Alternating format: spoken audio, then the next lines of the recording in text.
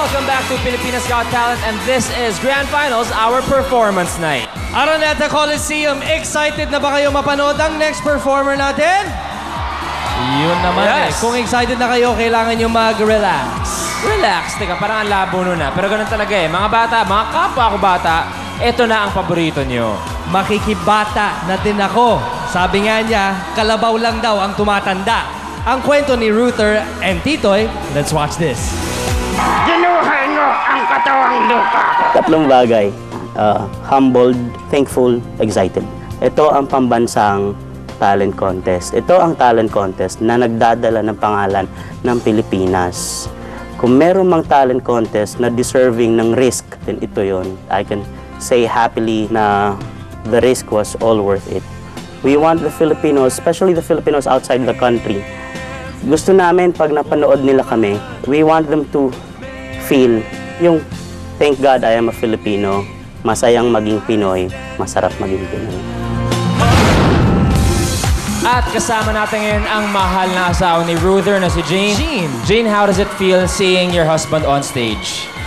Nakaka-tense. Nakaka-tense. Yes. Pero ano ang mensahe mo sa kanya dahil ilang segundo na lang magper-perform na siya para sa buong Araneta? Yeah, for Ruther, I know this is what you love to do. This is the moment that we've been waiting for.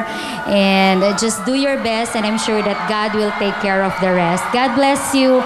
Have an excellent show.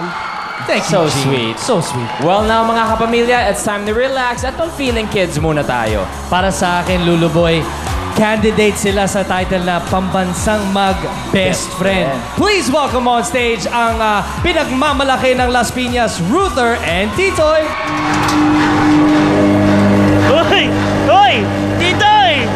Tinawag na tayo, nandiyan ka pa rin. Ano ba ginagawa mo? Ano nga? Uy, nakatuwalya ka pa, hindi ka pa nagbibihis. Pumasok ka na dun. Sorry. Bilisan mo.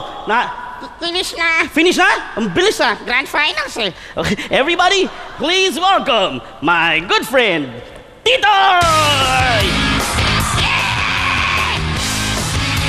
Woohoo! Good evening, Araneta! Yeah! Ang ganda-ganda ng sigaw mo. Basa pa yung buhok mo, yung tuwalya mo. Andyan. Ito? Umayos ka nga. Hello, Tita Chris. Hello, Tita Ay. Hello. Oh, si Sir Fred. Nakalimutan mo na naman. Sabihin mo, Sir FMG? Sir FMG? Ano? Ano, ha? Hindi ganyan. Magagalit yan sa'yo. Ay, naku. Sorry ko. Huwag ko kayong magalit. Joke niya po yun.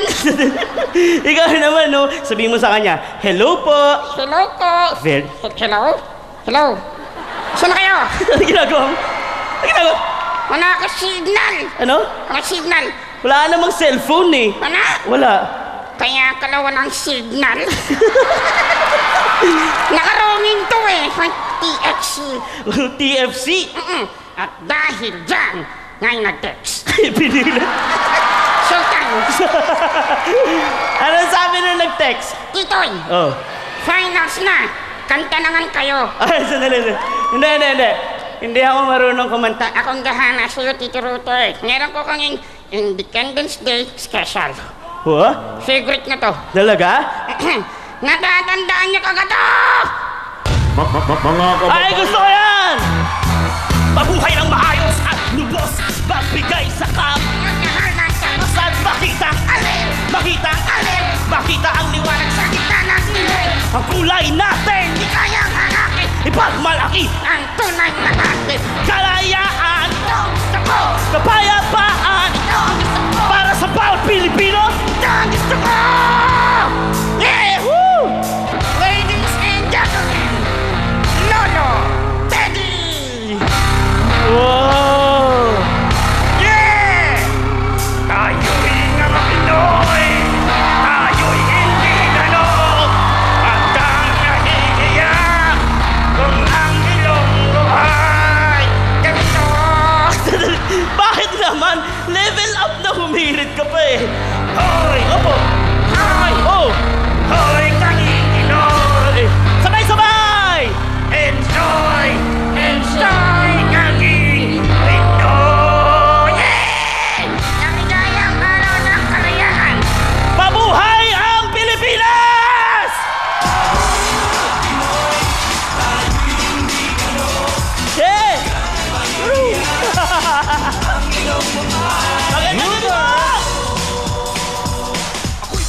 Ruther, maraming salamat. Kids, thank you very much. Wow. Thank you, Ruther. Okay lang, okay lang. Oh!